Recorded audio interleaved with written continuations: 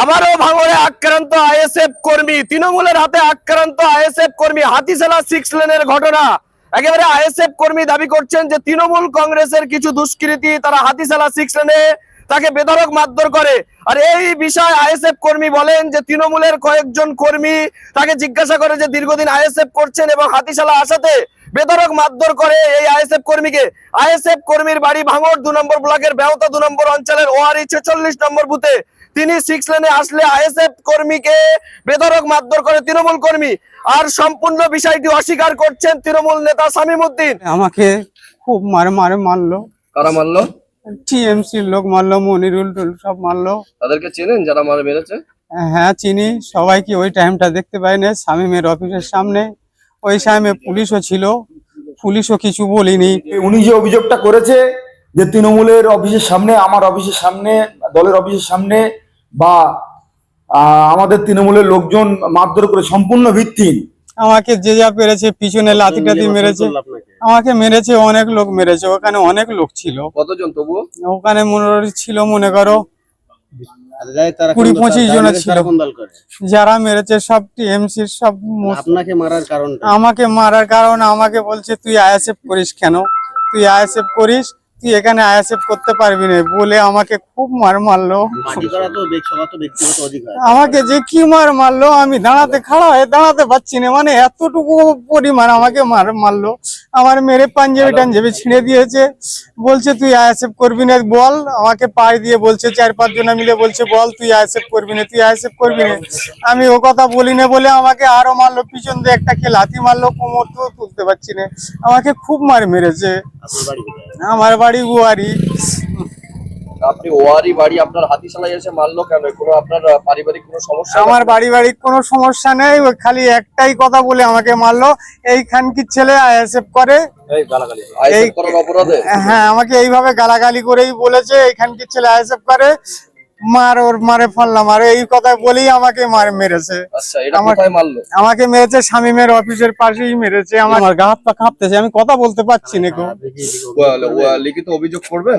হ্যাঁ, আমি লিখিত করব, কারণ আমি গরিব মানুষ। আমাকে কেন মারলো? আমি পার্টি করি, এইটাই আমার অপরাধ। আপনি কোন পার্টি করেন? আমি আইএসএফ পার্টি করি। এই কারণে আইএসএফ করার অপরাধী কি আপনাকে মারলো? আমাকে একটাই ইস্যু যে আইএসএফ করি, এই অপরাধী আমাকে মেরেছে। আমার নাম মোহাম্মদ জাহাঙ্গীর আলম। আপনি একজন আইএসএফ কর্মীকে আপনার অনুগামী বেধড়ক মারধর করলো, কি বলবেন? দেখুন, প্রথমত আমি আজকে সন্ধ্যা থেকে আমি অফিসে ছিলাম না। পরে আমি জিনিসটা শুনলাম। তবে যেটা শুনলাম সম্পূর্ণ ভিত্তিহীন, অভিযোগটা সম্পূর্ণ ভিত্তিহীন। আমাদের অফিসের সামনে নয়, হয়েছে কিছুটা দূরে লটারির দোকানের ওখানে। যে ব্যক্তি অভিযোগ করেছে সেই ব্যক্তি লটারির দোকানে তার কিছু ওই লটারির কাটা উদ্দেশ্য নিয়ে সেখানে কিছু সমস্যা হয়েছিল।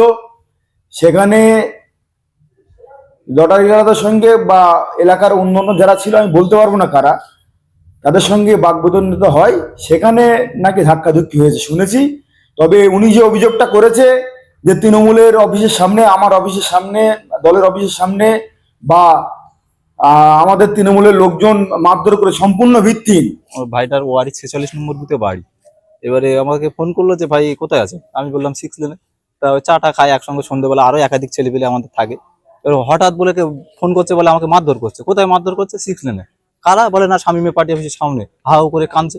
এবার রীতিমতো আমরা ওখানে ওই জায়গায় আসলাম। এসে দেখি যে ও অচেতন অবস্থায় পড়ে আছে।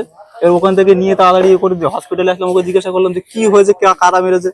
তারপরে বলছে যে শামীমের অফিসের সামনে তৃণমূলের কয়েকটা ছেলে মিলে ওকে মারধর করেছে। তাই আমি তাদের চিনতে পেরেছো? বলে প্রায় দিনে ওখানে থাকে, তা লোক কম বেশি সবাইকে চেনে বলেই বললো। এবার আমি তো বললাম যে প্রশাসনকে জায়গায়। এবার বড়বাবুকে আমাকে ফোন করলাম। বড়বাবু বললো ঠিক আছে, আপনি মেডিকেলটা করে লিখিত কমপ্লেন দেন। বা আমি যেটা আরো খবর পাচ্ছি যে ওখানে আমাদের যে ক্যাম্পের যে যারা দায়িত্বপূর্ণ অফিসাররা ছিল, তাদের কাছে বাকি লোক দৌড়ে মৌড়ে কোনো অবস্থায় যায়। তারা নাকি ওনাকে বললো যে ঠিক আছে আপনি চলে যান, আমরা দেখছি। এবার দেখুন, আমরা দিনের শেষে যে ধরনেরই ব্যক্তি, যে পার্টি করি না, কারণ আইনের প্রতি আমাদের রাস্তা আছে। প্রশাসন যদি বলে যে আমরা দেখছি, তাহলে মানুষ কার কাছে যাবে? এর আগে অভিযোগ করেছিল আইএসএফ কর্মীকে মারধর করে, আবারও সেই একই জায়গায় কেন বারবার আইএসএফ কর্মী আক্রান্ত হচ্ছে? দেখুন, এরা বুঝতে পারছে যে এদের পাততলায় আর মাটি নেই, মাটি সরে যাতে সেক্ষেত্রে দিনের দিন।